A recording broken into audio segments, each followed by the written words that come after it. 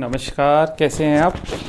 चलिए, last video में जहाँ छोड़ गया था मैं वहीं से कंटिन्यू कर रहा हूँ। आप मेरे साथ आइए। लास्ट वीडियो मैंने आपको बताया हो, मैं डुप्ले पे छोड़ गया था। मैंने कहा था डुप्ले फ्रांसीसी गवर्नर है जिसकी महत्वाकांक्षाएं निरंतर बढ़ती जा रही थी। मॉरिशियस, करिकाल तक सब कब्जा हो गया था इन लोगों का, फ्रांसीसियों का, और निरंतर डुप्ले की महत्वाकांक्षाएं बढ़ रही थी और उसी महत्वाकांक्षा ने ओंगल फ्रांसीसी संघर्ष को जन्म दिया।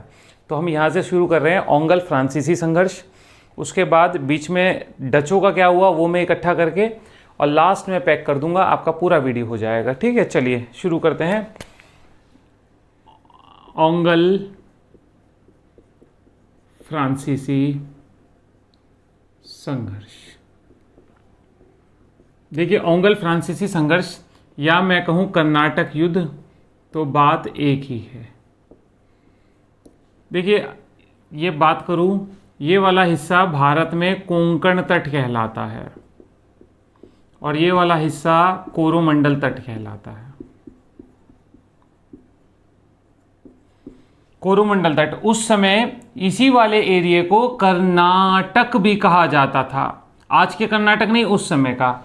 और इसी क्षेत्र में अगर आपको याद हो, दो मुख्य अड्डे हैं। एक है मद्रास, जो ईस्ट इंडिया कंपनी ब्रिटेन की का कब्जा है, और एक है पौंडीचेरी, जो किसका है, फ्रांसीसी उपनिवेश है। तो इसी क्षेत्र में दोनों कंपनियों में जो युद्ध होंगे उन्हें क्या कहेंगे हम, उन्हें कर्नाटक युद्ध भी कहेंगे और ओंगल फ्रांसीसी संघर्ष भी कहेंगे। उस समय कोरोमंडल से लगता हुआ सारा इलाका कर्नाटक कहा जाता था। ठीक होगी बात, ये बात आप समझ गए होंगे। अब मैं शुरू करता हूं, तो मैं हेडिंग डालता हूं ओंगल फ्रांसीसी संघर्ष और मैं डालूंगा प्रथम कर्नाटक युद्ध।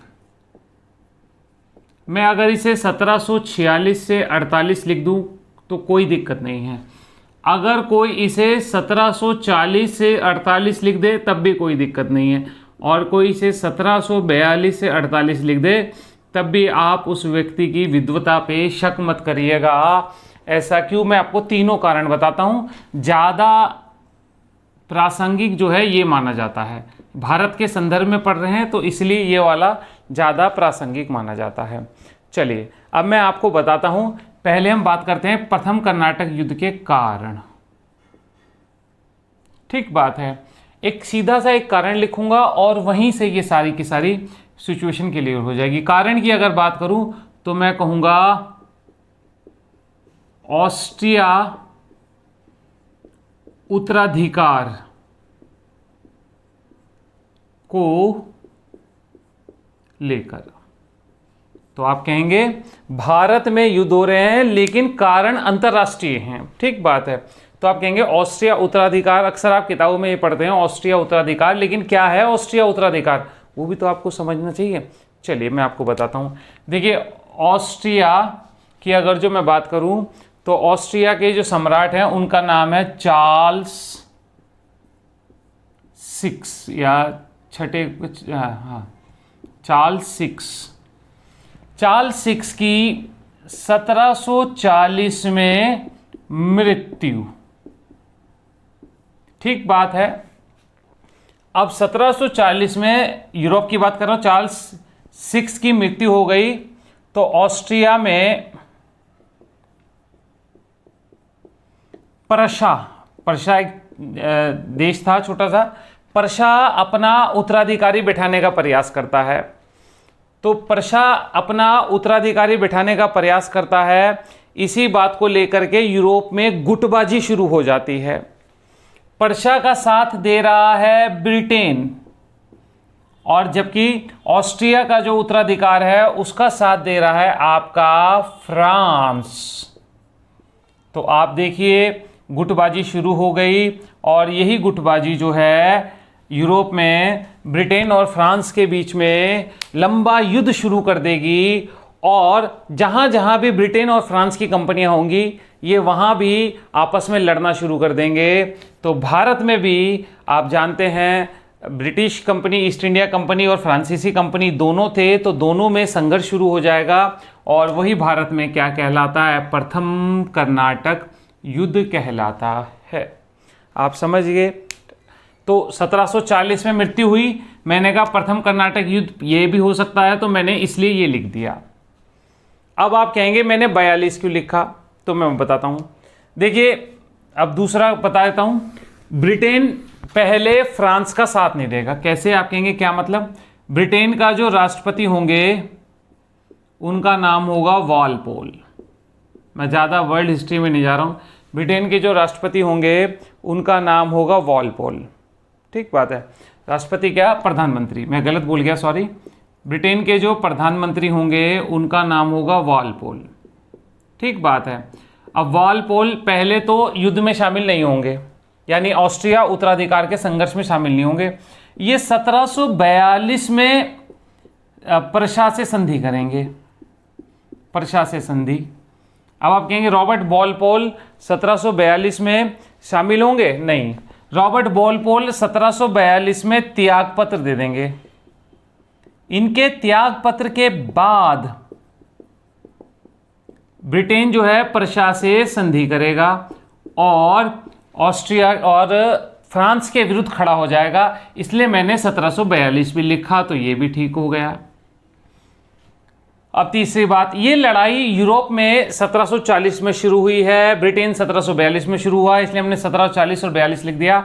भारत में ये लड़ाई 1746 में प्रारंभ हुई, इसलिए इससे 1746 मैंने लिख दिया।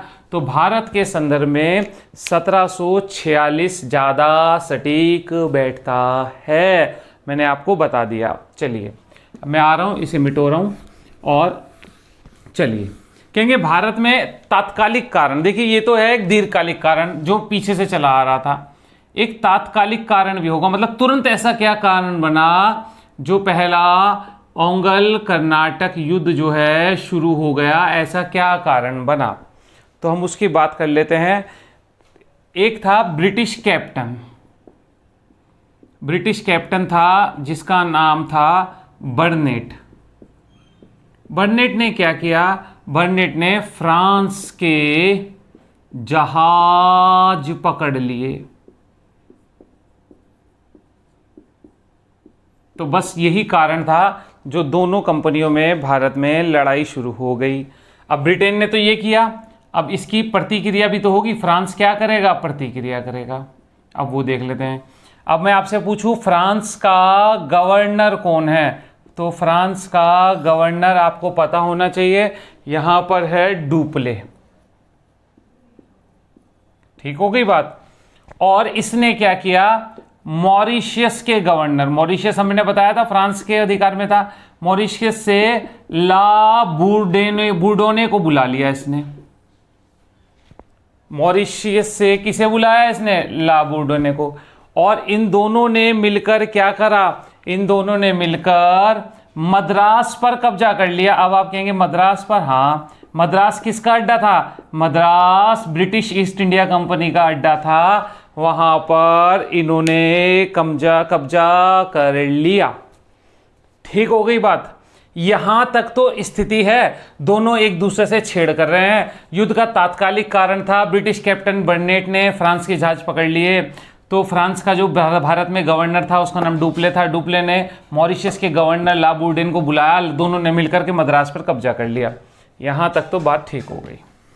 देखिए अब इन दोनों की लड़ाई हो रही है और इसमें होगा क्या, ठीक है। ये जिस क्षेत्र में लड़ाई हो रही है वो हो रहा है कर्नाटक का एरिया। मैंने आपको बताया ना कि ये सारा का सारा इलाका कर्नाटक कहलाता था और ये लड़ाई यहीं हो रही है, मद्रास यहीं पर है। तो कर्नाटक का नवाब कौन है, कर्नाटक का नवाब है अनबरुद्दीन।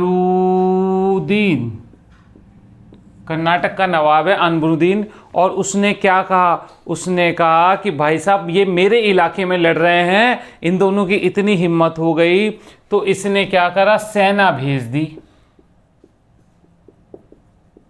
किसके नेतृत्व में, महफूज खां के नेतृत्व में एक सेना भेजी। महफूज खां वर्सेस हुआ कैप्टन पैराडाइज। आप कहेंगे पैराडाइज कौन है, पैराडाइज फ्रांस का सेनापति है। ठीक बात है। तो दोनों के बीच में कर्नाटक के नवाब अनबुद्दीन ने एक सेना भेज दी और यहाँ पर जो युद्ध हुआ है, इस युद्ध का नाम है सैन टोमे का युद्ध। याद है आपको सैन टोमे का युद्ध? सैन टोमे क्षेत्र, मैंने आपको बताया था मद्रास के नीचे सैन टोमे का किला, मैंने अभी पढ़ाया था आपको पिछली वीडियो में, आप देखिएगा। सैन टोमे का युद्ध हुआ और इसमें महफूज खां पराजित हो गया। आप देखिए, इसकी गंभीरता समझिए। अंग्रेज और फ्रांसीसी लड़ रहे थे, कोई बात नहीं, इनके बीच में किसने छेड़कर? अनबरुद्दीन ने। और हार गया कौन? अनबरुद्दीन। तो इसका मतलब दोनों विदेशियों की लड़ाई में भारतीय नवाब की इज्जत उतर गई, कर्नाटक के नवाब अनबरुद्दीन की इज्जत उतर गई और यूरोपियों के सामने पोल खुल गई कि ये भारतीय कुछ शक्तिशाली नहीं है, इनसे टक्कर ली जाए तो इन्हें हराया जा सकता है। ठीक बात है। चलिए, इतने में क्या हुआ? यूरोप में एक संधि हो गई 1748 में, जिसे कहते हैं एक्सला शापेल की संधि हो गई ये संधि। और संधि के द्वारा पहला एंग्लो कर्नाटक युद्ध समाप्त हो गया। ठीक हो गई बात? पहला एंग्लो कर्नाटक युद्ध समाप्त हो गया। दोनों ने क्या किया? अंग्रेज और फ्रांसीसी ने, दोनों ने एक दूसरे के जीते हुए क्षेत्र वापस कर दिए। चलो, आपने तो वापस कर दिए, जो जीते थे वो तो खत्म हो गया, लेकिन इज्जत किसकी उतर गई? इज्जत इसकी उतर गई। ठीक होगी बात? पहले कर्नाटक युद्ध का परिणाम विदेशियों के संबंध में कुछ नहीं रहा, लेकिन भारतीयों के संदर्भ में बड़ा महत्वपूर्ण रहा और भारतीयों की शक्ति की पोल विदेशियों के सामने खुल गई। आप देख लीजिए, मैं बार बार बल दे रहा हूँ। कौन सी संधि हुई? एक्सला शापेल की संधि हुई और ये अपने अपने क्षेत्र दोनों ने लौटा दिए। कोई बहुत ज़्यादा वो नहीं रहा परिणाम। ठीक है, चलिए। 1746 से 48 पहला ओंगल कर्नाटक युद्ध। अब मैं आ रहा हूँ दूसरे ओंगल कर्नाटक युद्ध पे, आप मेरे साथ आ जाइए। द्वितीय ओंगल कर्नाटक युद्ध मैं लिख रहा हूँ, द्वितीय कर्नाटक युद्ध लिख रहा हूँ, ओंगल फ्रांस नहीं लिख रहा। दूसरा कर्नाटक युद्ध ये 1749 से 1754 के बीच लड़ा गया है। ठीक बात है। इसके कारण देख लेते हैं पहले, फिर हम आगे चलते हैं। कारण नंबर 1, कर्नाटक की गद्दी को लेकर संघर्ष हो रहा है। और दूसरा कारण क्या है? दूसरा कारण है दक्षिण की सूबेदारी को लेकर, दक्षिण की सूबेदारी को लेकर। अब आप देखेंगे कि कर्नाटक की गद्दी को लेकर हो रहा, दक्षिण की सूबेदारी को लेकर हो रहा। इसका मतलब क्या? इसका मतलब है कि भाई साहब, भारतीय लोग आपस में लड़ रहे हैं और एक की पीठ पर अंग्रेज बैठ जाएंगे और एक की पीठ पर फ्रांसीसी बैठ जाएंगे और ये संघर्ष शुरू हो जाएगा। अब मैं आपको बता देता हूं क्या क्या गुटबाजी हुई, वो देख लीजिए। एक तरफ लिख रहा हूं मैं डुप्ले, आप समझ गए, यानी कि मैं बात कर रहा हूं फ्रांस की। ठीक हो गई? और एक तरफ मैं बात कर रहा हूं अंग्रेज। इन्होंने किस किस का साथ दिया वो देख लीजिए। डुप्ले ने चांदा साहब का साथ दिया। चांदा साहिब, आप कहेंगे चांदा साहिब कौन है? ठीक हो गई। और अंग्रेजों ने अनबरुद्दीन का साथ दिया। ठीक होगी? तो ये मामला कहां पे है? कर्नाटक के, यानी कि चांदा साहिब अनबरुद्दीन का जवाई था और ये अपने ससुर के खिलाफ ही विद्रोह कर रहा है। ठीक हो गई बात? और दक्षिण की सूबेदारी में अंग्रेजों ने साथ दिया नासिर जंग का और डुप्ले साथ देगा मुजफ्फर जंग का। एक्चुअल में ये पहले साथ जो है डुप्ले ने दिए। डुप्ले ने गुटबाजी की, अंग्रेजों को मजबूरी में बचे हुए लोगों का साथ देना पड़ा। तो ये दोनों क्यों लड़ रहे हैं? ये लड़ रहे हैं दक्षिण की सूबेदारी को लेकर। कौन? नासिर जंग और मुजफ्फर जंग। आपको याद रखना चाहिए, मुजफ्फर जंग डुप्ले की साइड है, यानी फ्रांसीसियों की साइड है। चांदा साहिब डुप्ले की साइड है, जबकि अनबरुद्दीन अंग्रेजों की साइड है। तो ऐसे ए देख लीजिएगा। कर्नाटक के लिए लड़ रहे हैं दो पक्ष, कौन कौन से? एक पक्ष अनबरुद्दीन है और एक तो चांदा साहिब है। और दक्षिण की सूबेदारी के लिए नासिर जंग है और दूसरा पक्ष कौन है? मुजफ्फर जंग है। दोनों परिवार के ही लोग हैं और ये लड़ रहे हैं। अब यहाँ पर क्या हुआ परिणाम वो देख लेते हैं। चलिए, यहाँ पर एक युद्ध है जो आपको याद रखना चाहिए, वो है अंबूर का युद्ध। अंबूर का युद्ध है जो आपको याद रखना चाहिए, ठीक बात है, जिसमें चांदा साहिब जीता। ठीक हो गई बात? तो चांदा साहिब जीता तो कौन हारा होगा? अनबरुद्दीन हार गया।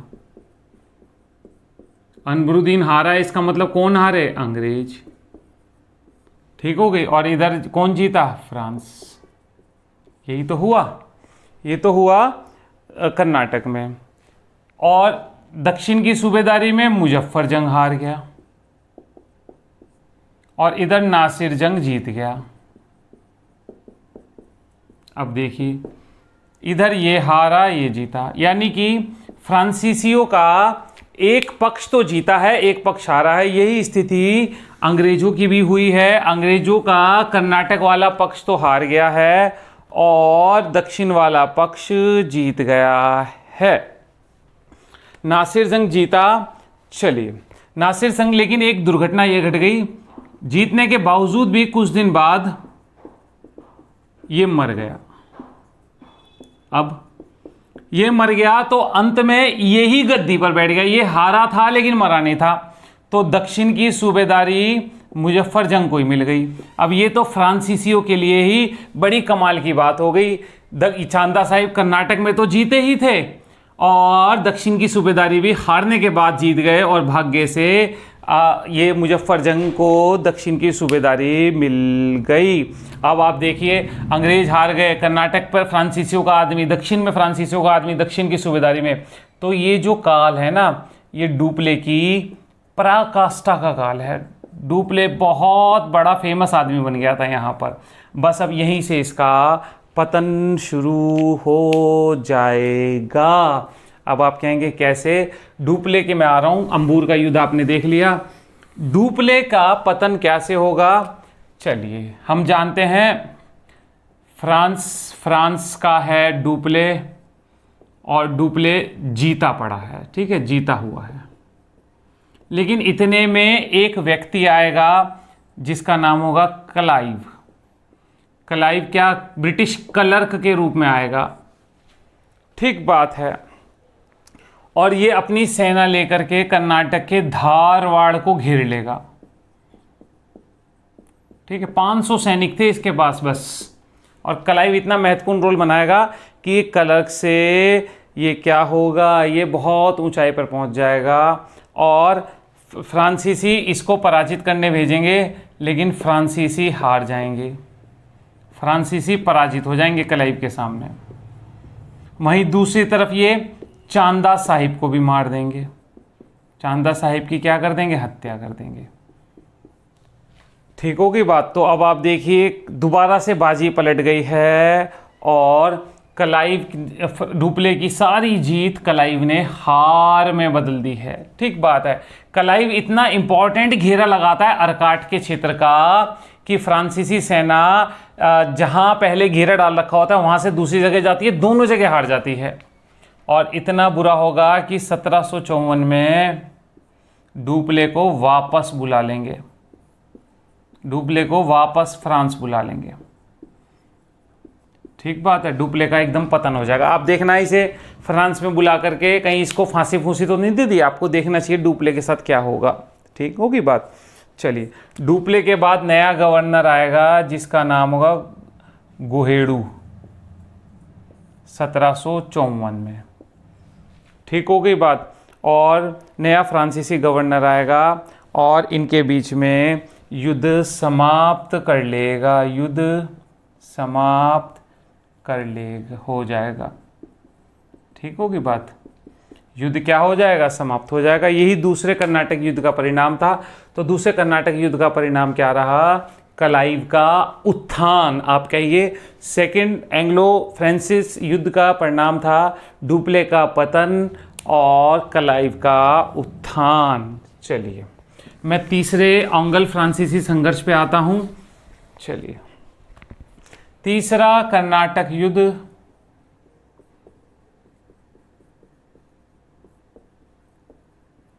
सत्रह सौ 56 से 63। कारण यूरोप का सप्तवर्षीय युद्ध। यूरोप में वही ऑस्ट्रिया के उत्तराधिकार को लेकर के संघर्ष शुरू होगा, उसे ही सप्तवर्षीय युद्ध कहते हैं। और ये भारत में भी लड़ पड़ेंगे। ठीक हो गई बात। इस समय फ्रांस का गवर्नर कौन आएगा भारत में? गवर्नर है काउंट लाली। काउंट लाली फ्रांस का गवर्नर है। भारत गवर्नर काउंट लाली है फ्रांस का। ठीक हो गई बात।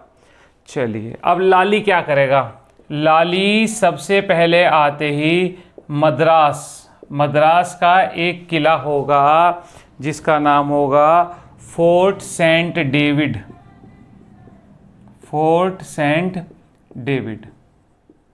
ठीक बात है। तो आप देखिए, लाली ने मद्रास पर फोर्ट सेंट डेविड पर अधिकार कर लिया।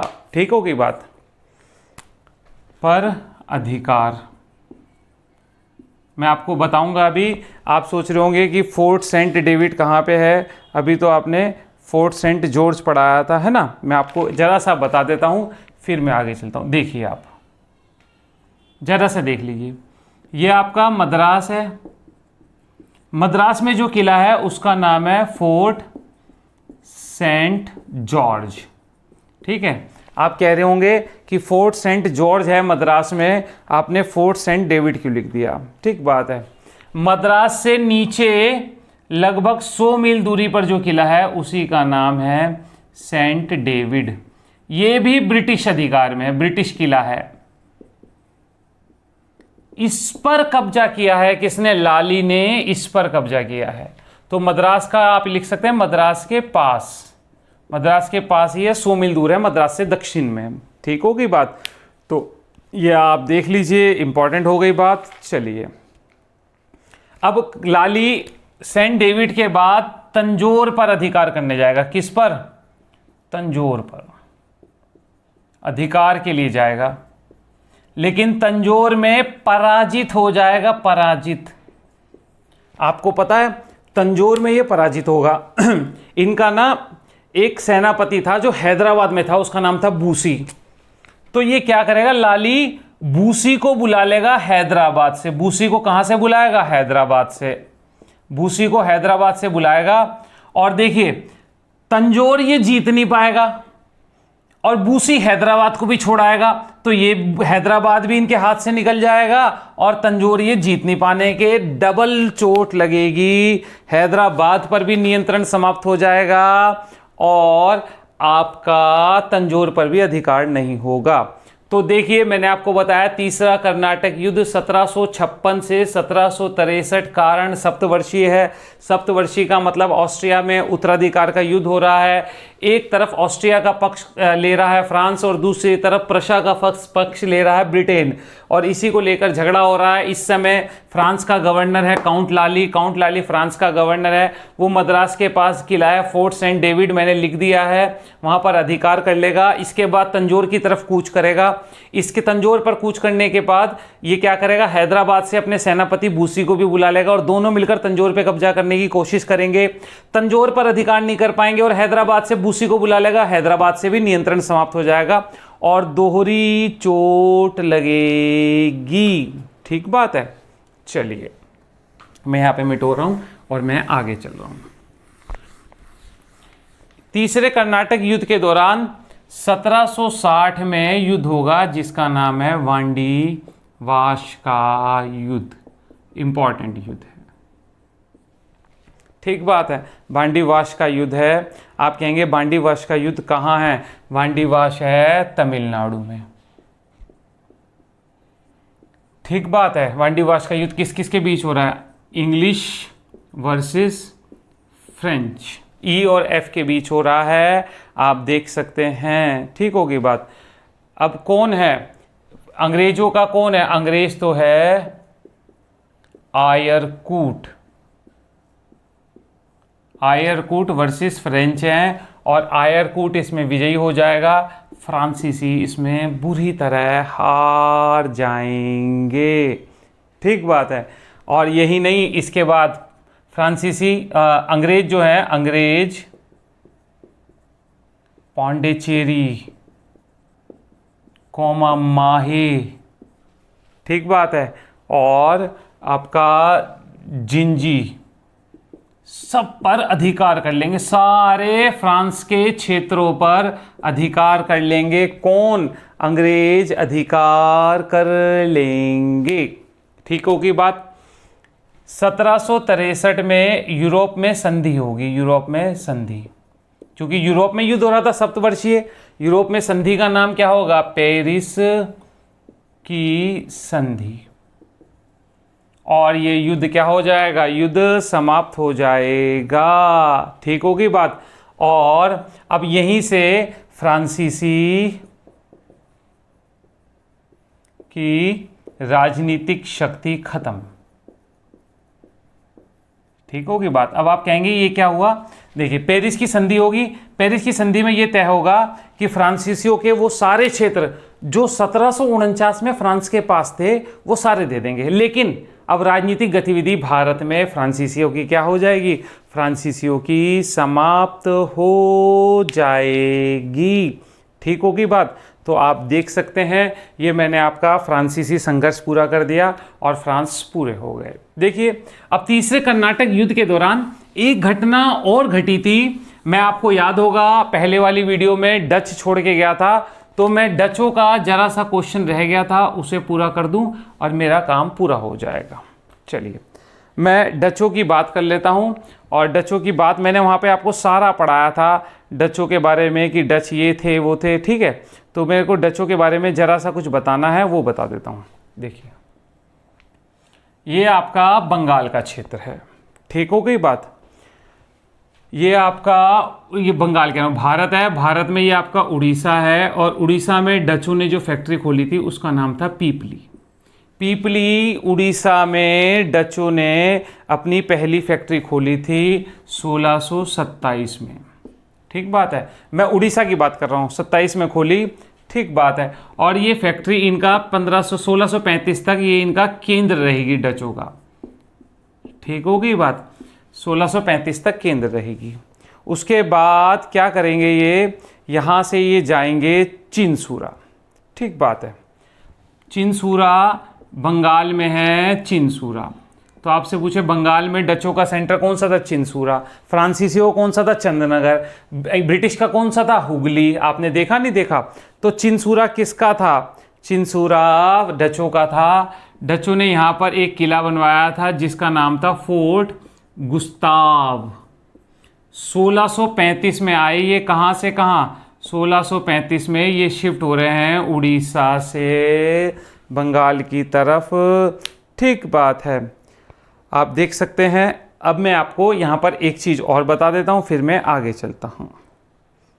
चलिए, अब मैं बात कर रहा हूँ चिनसूरा की।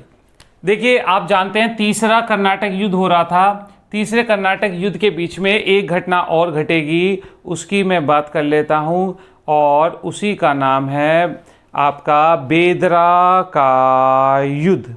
ठीक होगी बात। मेरे को पढ़ाना है बेदरा का युद्ध, तो वही पढ़ाता हूँ और मेरा काम बन जाएगा। बेदरा का युद्ध किस किस के बीच में हुआ? डच वर्सेस अंग्रेज। बेदरा कहाँ है? बेदरा चिनसूरा के पास। चिनसूरा के पास यानी कहाँ पे है? बंगाल में है। तो आप समझ गए। मैं इसलिए तीसरे कर्नाटक युद्ध का ये वाला सेक्शन मैंने डचों में नहीं पढ़ाया था, अब मैं डचों में अब ये अलग से पढ़ा रहा हूँ। तीसरे कर्नाटक युद्ध के साथ पूरा हो जाएगा। क्या करेंगे डच यहाँ पर? ऐसी क्या बात होगी? डच जो है, डच लिख देता हूँ, डच और बंगाल के नवाब मीर जाफर दोनों संगठन बना लेंगे। ठीक होगी बात। पलासी के युद्ध के समय और संगठन बना लेंगे और अपने चिनसूरा के किले में खूब हथियार गोला बारूद इकट्ठा कर लेंगे। तो अब ये खतरा होने लगेगा कि ये क्या नाम है, बहुत बड़ा हमला ना कर दे डच, और दूसरी तरफ फ्रांसीसी भी। तो डचों को तो हराया जाएगा बेदरा के किले में, और बेदरा में समाप्त हो जाएगा 1759 में। और उससे पहले फ्रांसीसियों का किला कौन सा था, मैंने भी आपको बताया था, चंद्रनगर। उससे पहले चंद्रनगर पर भी ब्रिटेन कब्जा कर लेगा। ठीक बात है, ब्रिटिश कब्जा हो जाएगा। तो आप देख लीजिए, बंगाल से दोनों शक्तियां समाप्त हो जाएंगी, फ्रांसीसी भी और डच भी। अंग्रेजों ने पलासी के युद्ध में भारतीय शक्ति को समाप्त किया, चंद्रनगर पर कब्जा कर लिया जो फ्रांसीसी को कब्जा था, और बेदरा के युद्ध में बंगाल में ही हो रहा है, ये भी डचों को पराजित किया। और बेदरा के युद्ध ने ये बता दिया कि भाई कौन भारत पर शासन करेगा। देख लीजिए, इनका किले का नाम देख लीजिए, फोर्ट गुस्ताव किसका है, फोर्ट गुस्ताव डचों का है। कहाँ पर है, चिंसूरा। चिंसूरा कहाँ है, बंगाल में। चिंसूरा के पास क्या है, बेदरा। बेदरा का ही हुआ युद्ध किस किस के बीच हुआ, मैंने आपको सारी डिटेल बता दी है। मेरे ख्याल से आपका लिंक भी हो गया होगा। चलिए मैं आपको एक दो चीज़ और बता देता हूँ। चलिए एक चीज़ डचों का मैं पूरी तरह समाप्त कर देता हूँ, फिर मैं आगे चलता हूँ। देखिए, डचों के सारे इलाके पर बेदरा के युद्ध के बाद बस लास्ट है, मेरे को जरा सा बताने दो, फिर मेरा काम खत्म हो जाएगा। बेदरा के युद्ध के बाद चलिए अंग्रेजों ने डच क्षेत्र पर कब्जा कर लिया। ठीक होगी बात। फिर 1814 में एक संधि होगी, पलासी के युद्ध के बाद, बेदरा के युद्ध के बाद लगभग 50 साल बाद एक संधि होगी। इसमें क्या होगा, डच क्षेत्र वापस दे दिए जाएंगे, यानी डचों को उनके क्षेत्र वापस दे दिए जाएंगे 1814 की संधि के द्वारा। ठीक होगी बात। लेकिन 1824 में क्या होगा, 1824 में डच अपने क्षेत्र अंग्रेजों को देकर वापस चले जाएंगे। बस डचों का यहीं समाप्त हो जाएगा, वापस चले जाएंगे। ठीक होगी बात। तो आप देखिए, डच यहाँ पर पूरी तरह से समाप्त हो जाएंगे, और डच उपनिवेश पूरी तरह से किसके उपनिवेश बन जाएंगे, ये ब्रिटिश ईस्ट इंडिया कंपनी के उपनिवेश बन जाएंगे। मैंने आपको लगभग सारी कंपनी, सारे संघर्ष, जितना मेरे को लगा ठीक पढ़ाना, मैंने उतना आपको पढ़ा दिया है। अब मेरे ख्याल से आपको मज़ा आना चाहिए। मज़ा आए तो लाइक शेयर सब्सक्राइब कर दीजिएगा, नहीं मज़ा आए तो आप मत करिएगा, कोई बात नहीं। ठीक है, मैं समझ जाऊंगा अगर आप सब्सक्राइब नहीं करते, लाइक शेयर नहीं करते। जो भी नए जुड़े हैं सब लाइक शेयर सब्सक्राइब करें, अपने दोस्तों को लिंक भेजें और समझाएं कि देखिए क्या है। मैं आपको सारा इतिहास पूरा कर दूंगा। मेरे को लगता है मज़ा आया होगा, ऐसा नहीं हो सकता मज़ा नहीं आया। चलिए अपना ध्यान रखिएगा। Thank you.